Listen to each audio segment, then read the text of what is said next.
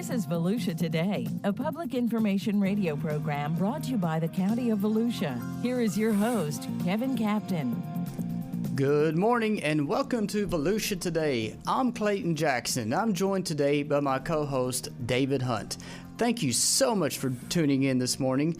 Volusia Today is made possible by our sponsors, the Daytona Beach International Airport, the Ocean Center, Volusia Recycles, and Votran Public Transportation.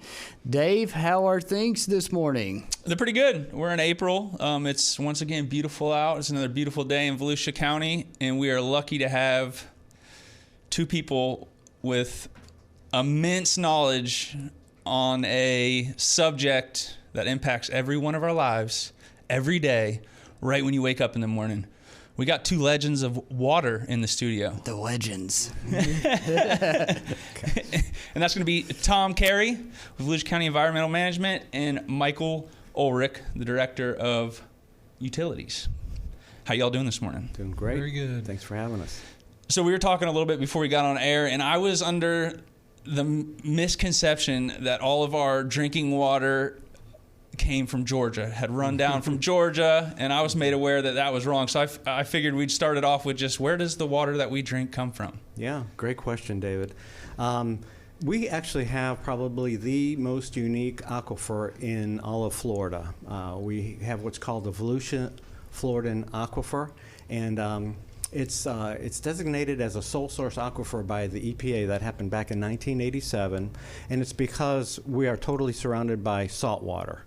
The relic water coming out of the St. John's up Coning separates us from the rest of the state, and then we have a fault line to the north and to the south of us, and of course to the east of us we have the Atlantic Ocean. So basically whatever rainfall falls in Volusia County has the potential to recharge our aquifer, and that's where we get our drinking water from. We're very fortunate and blessed to have the DeLand Ridge, which is nothing but a high sandy hill, but that high sandy hill allows for water to collect, rainwater to collect, and then recharge into the aquifer. So it's a cycle, but it's basically our own cycle. It's our nest to protect and keep. So that's our job, is to try to preserve it. And you can see for the average person, maybe if you visit a spring, is that where you're actually able to visually see the Floridan aquifer coming to the surface? Is that the same water? Yes, it is, and that kind of gives you the meeting of the two, right? The surface of the ground and the what it looks like down in the aquifer. And that's another thing. You know, you have to have pressure in order to make water to come out anywhere, right? Your tap or wherever. Well, the pressure is gravity, and that gravity building up in that sand hill, pushing down on the water, makes it come out in certain spots like the springs that we have in the county. Oh, interesting. So for those of you who may not know this already, but April is actually Water Conservation Month. Why is April chosen as such? Water Conservation Month in April, along with a lot of other awareness campaigns that occur throughout the whole year. There are certain designations, but in the month of April, it's usually the period of time when it's driest. We've currently, I believe, the Water Management District's identified right now we're under a moderate drought conditions, according to their website. And it is typically a period of time, annually where it's much more drier, and so a lot more awareness to how you're using your water, particularly out in irrigation, how you're using it, whether you have a separate well or you're using potable drinking water, or you have reclaimed water. It's very important to use that in a manner that is efficient yet conserves. There's this limited supply that needs to be used or can be used, and so it's just a greater awareness this time of year. And so we all take it for granted. It's something we rarely ever think about. Why is it, you kind of hit on it, but why is it important that all of us at least understand why it's important and the actual impacts? Because there's different levels to this, right? We have environmental management in the room, and we have public utilities in the room, but then there's also a factor of each and every one of us and the impacts we can have. How do they kind of all tie together in conserving water?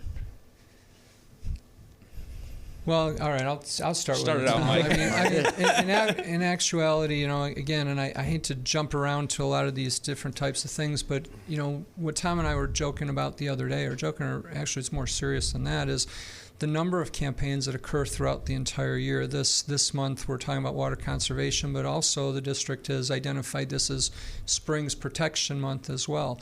Last month was the EPA had a Fix a Water Leak Week. The World Water Day was last month. Mm-hmm. Later in the year, we're going to be talking about Drinking Water Week. We're going to have Imagine a Day Without Water. And the way that water has, these are awareness campaigns, and maintaining water as, in your mind every day is what's really important, is how you use it, how you store it, how you consider it in any type of business decision you make in the future, your health, your quality of life. Just thinking about water in general is important. So I know that while you talk about conservation, we really just need to be thinking about water in terms of all of these things, because it connects us with everything: our public health, our environment, our economy, grows jobs. It's trying to make water awareness an everyday thing. I mean, you said imagine a day without water. While you were speaking, I was thinking of all, like, my daily routine: brushing my teeth, showering, cooking, cleaning. Like you said, no water. Right. The pool. I can't fish out back. Dave can't go surfing without water. Yeah, that's true. So our listeners really need to think about that. Like, all the ways water touches your daily life. Like, it's truly incredible. Yeah. It's very sobering. And like we were talking about, we just take it for granted. You turn the tap on and there it is. And you do the daily things. You get yourself a drink of water. You don't even think about it. Right. You don't. And it's such a precious resource. We need to conserve it. Well, you can think in other terms. If you think about water, think about it as almost like an investment portfolio. You have a diversified portfolio of investments, when you're, within your own personal life and everything like that. But, water, every type of water has value. The water that comes from the aquifer, which is your fresh drinking water supply, but, there's also, in addition to the fresh drinking water supply, businesses use it for manufacturing. Power companies use it for some of their cooling processes. Agriculture relies on this supply. But then you also have, well, as we know, we've had flooding, we've had storms. How do you capture that water? How do you capture that water and turn that into beneficial use? In addition to that, there's the wastewater that comes. How do you take that wastewater and treat it and return it back to the environment safely, or use it for other purposes that reduce the amount of groundwater which is being used, by the folks that live here now and the folks that will be coming here tomorrow. And I love what you say, Mike. I've heard you say it before about the cost versus the value, right? So, can you go into a little bit about that? Sure. The cost is something that everybody sees. Well, cost means different things to different people. If you're a utility customer, you get that monthly bill. I'm one of 16 utilities that sends out bills to customers throughout Volusia County. And our customers, of course, see that bill, and they obviously understand the cost of their water. But as you look at some of those costs and you eliminate the other things that might be on that monthly bill, like, for instance, the trash bill or some of the other things that can get added, if you just take a typical cost of somebody that uses 5,000 gallons or a household that uses 5,000 gallons, you're typically going to find, and you divide that by the cost of that water bill, you're going to find that it's less than a penny a gallon. And then as far as wastewater, if you're on a sewer system as well, it's usually in that penny a gallon type. It costs a little bit more to treat, to dispose, and everything, so the cost of wastewater is a little bit more. But when you think about how many things you can buy for a penny a gallon, and I think that's where the value of it is often mistaken. And these issues have been going on forever. I mean, Ben Franklin once said, nobody understands when the well runs dry, that's when you understand the value of water. Right. Well, before we go to our first break, tell us a little bit about the Southwest Regional Wastewater Treatment Expansion. What is it? What does it mean? And what can it do for our residents? Guess I got another one today. Yeah. All right. So the Southwest Regional Facility, which is located in DeBary right now, actually serves not only DeBary, but also we provide service for the utilities that provide wastewater collections in Orange City, portions of Deltona, and now even a portion of DeLand. And so this regional facility has been developed over the last 10 years. We're going through another expansion right now, which will actually quadruple the size it was 10 years ago. There's a variety of reasons that are driving that. Part of it is efficiency. We used to have 3 plants in this area doing the same thing, but now we're able to cost effectively treat at a higher wastewater level at doing it at one facility. In addition, in going to that advanced wastewater treatment, we're expanding the ground storage tank capacity of reclaimed, which enables us to expand reclaimed, and which ultimately offsets the use of groundwater for irrigation purposes. And then lastly, we're also upgrading our current biosolids treatment facilities, which at one point in time, when we're completed with this, we will have reduced the amount of volume of our biosolids by about 85 to 90%. And it will no longer be just shipped out and land applied to another county, but will rather be converted to a Class A fertilizer, which can be used for beneficial use within our own county. And so we're very excited about what's happening with this next upgrade. Yep, that is very exciting news. All right, so with that, we're going to take a quick break, but stick around for more Volusia Today. Subscribe to the Volusia County YouTube channel. And hit the bell icon to know what's happening in your hometown. There are so many great places to explore. And things to learn. With over 1,000 videos available right now, the channel offers something for everyone. Let's go! Did you know we have countless features showcasing history, nature, wildlife, and recreation? Subscribe and hit the bell icon. Or that we live stream important county meetings and workshops where leaders make decisions that can impact our everyday lives. Did you subscribe yet? Or that we record our weekly radio show, Volusia Today, where we interview staff from the different divisions and departments across our great county, and they discuss the nitty-gritty of their field and expertise. Go ahead, subscribe. But that's not it. There's more. Subscribe and hit the bell icon and fully explore. Score!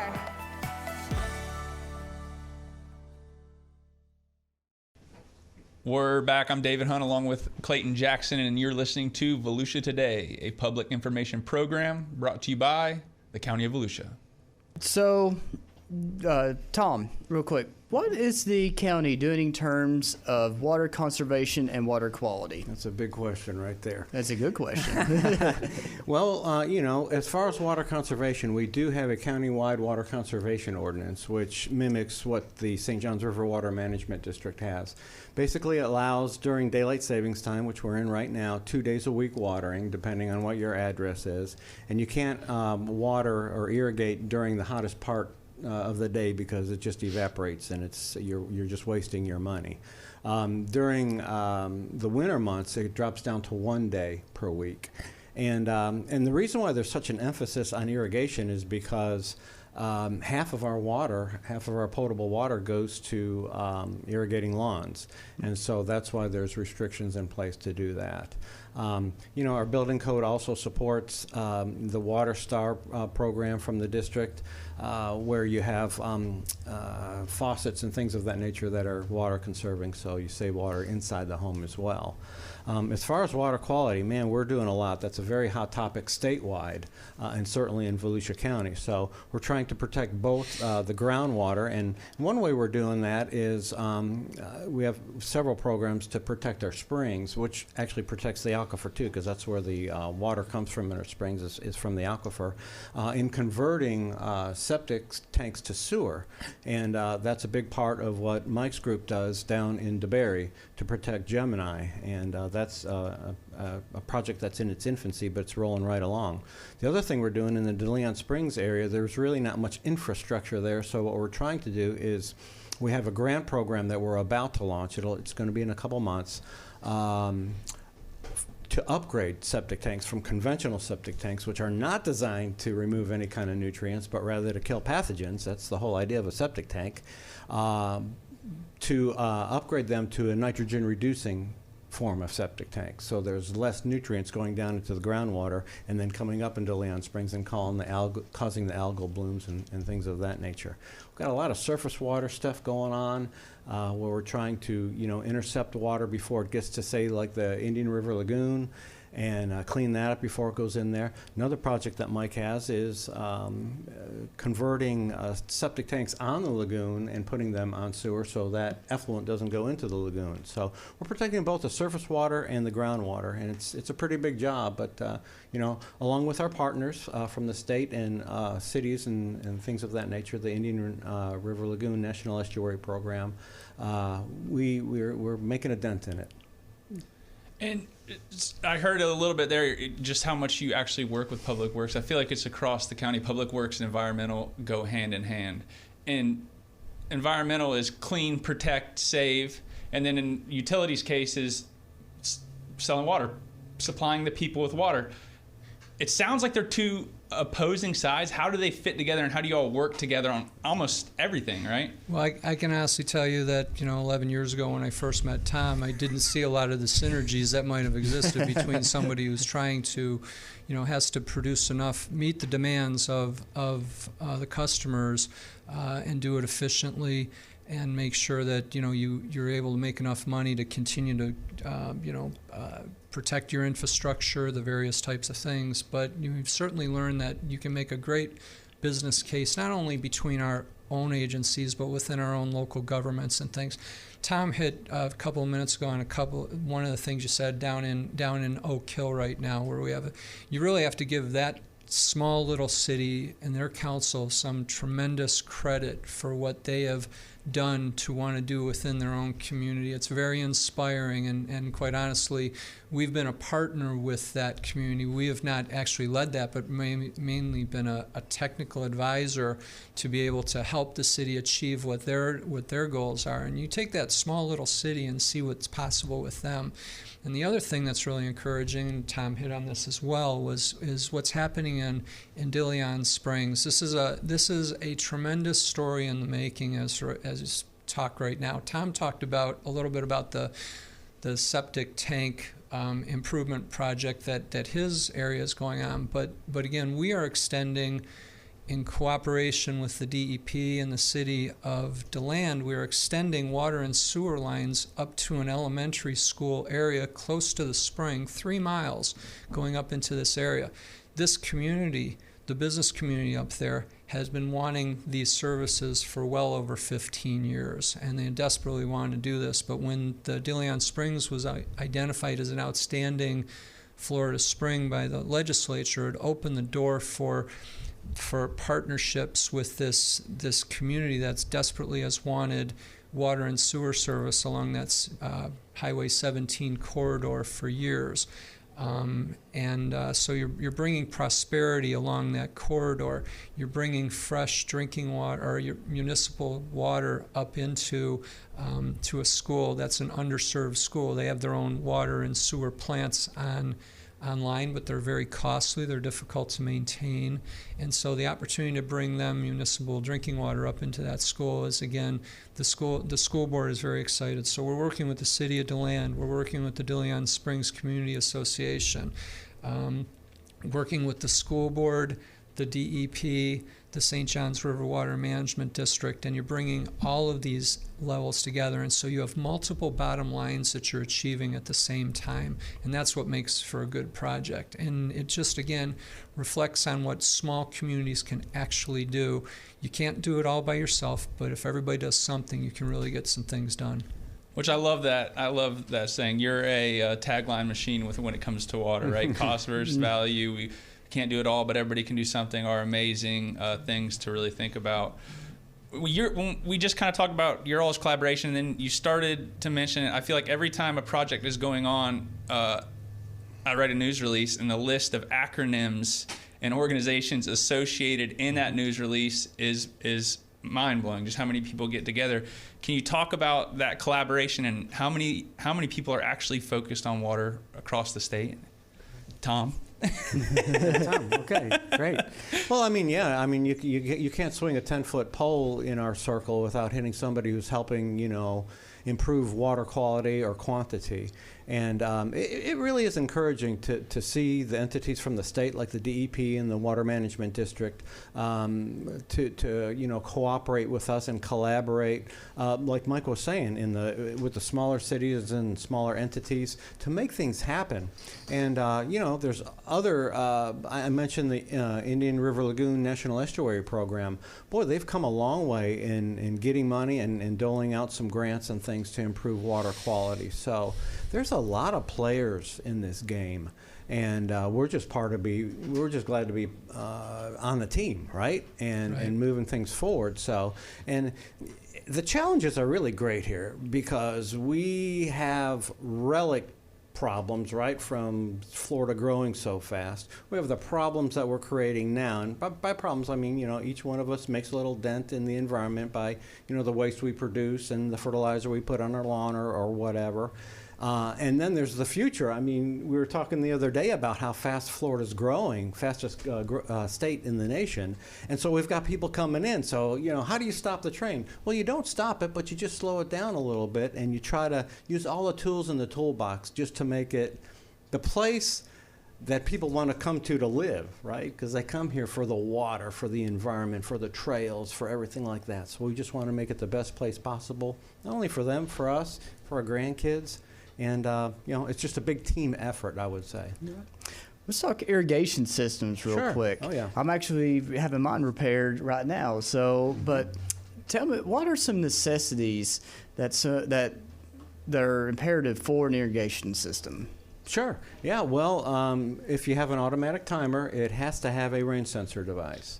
And what the rain sensor device does is it postpones the irrigation timer from coming on for a period of days or whatever because it's rained. You don't need it to come on. If you don't have a rain sensor, the thing's mindless and it'll come on in the middle of a rainstorm, and that's what a water conservationist hates to see, right? So, yeah, you got to do that. And we have, Clay, in our county, what's called the WaterWise Ordinance, and that is an ordinance that regulates the installation of irrigation systems. So 50% of it, of an irrigation system, can be what we call high volume, 25 medium, and another 25 low, where in the past it was like put in whatever you want. So we've kind of regulated that. So that combined with the rain sensor makes hopefully every irrigation system that goes in a little bit more efficient. All right, so everyone, if you have an irrigation system, A, make sure you have a rain sensor, and B, make sure it's working.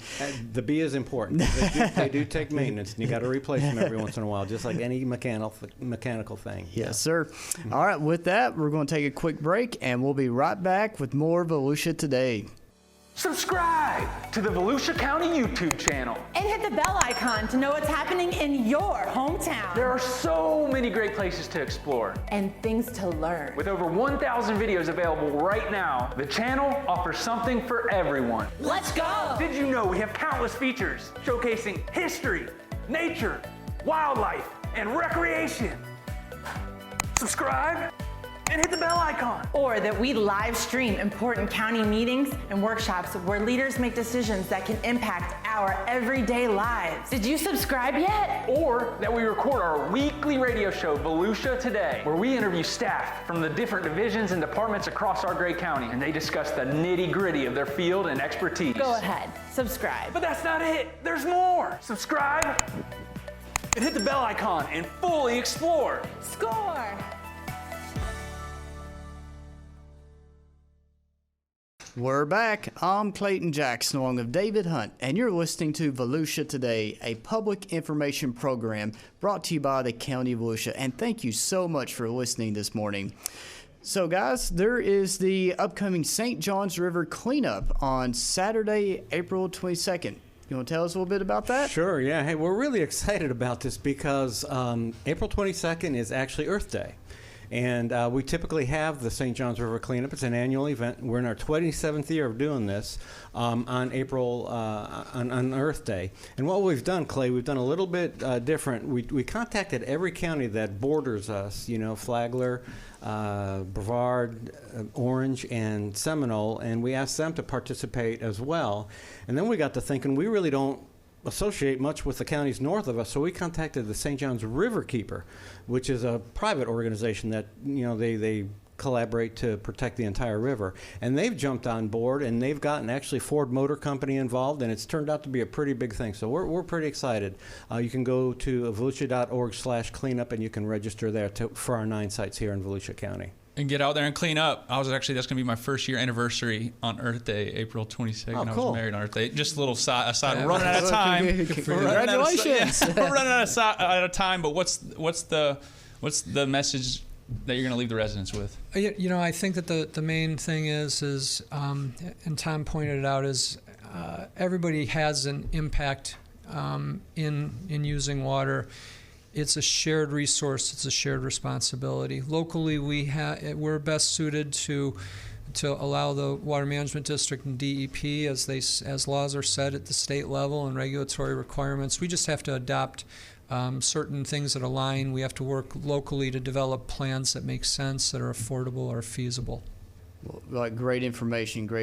So, Tom, do you have anything in closing? I was just going to say, one term that we use with the National Estuary Program is that we're all part of the problem, and we can be part of the solution, each one of us. And so everybody just has to have a mindset to conserve, to protect, and make the environment the way you really want it to be, pure and pristine as possible. April's going to be a good month in Volusia County. A lot of things going on. It's Water Conservation Month, Springs Protection Month, and we've got the St. Johns River cleanup on the 22nd of April.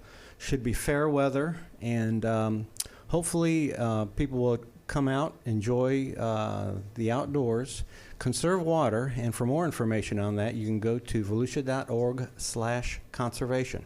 We want to thank our guests, Tom and Mike, and we want to thank you for listening to Volusia Today, a public information radio program brought to you by the County of Volusia.